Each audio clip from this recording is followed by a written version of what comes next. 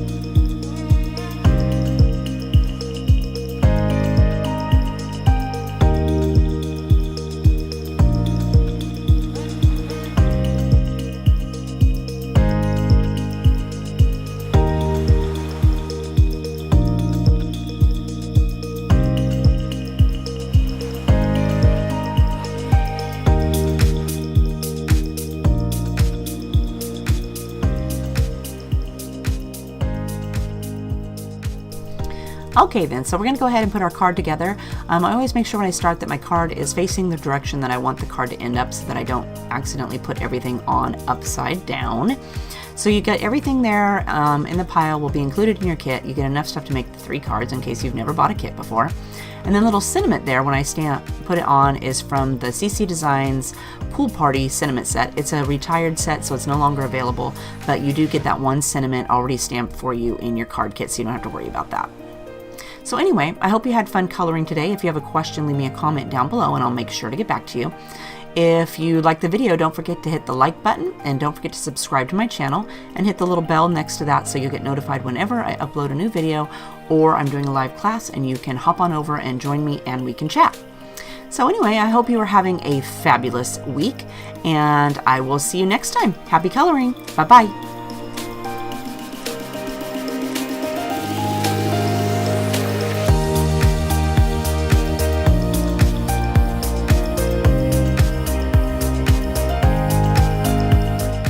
Are you done yet? Yep, we're done now.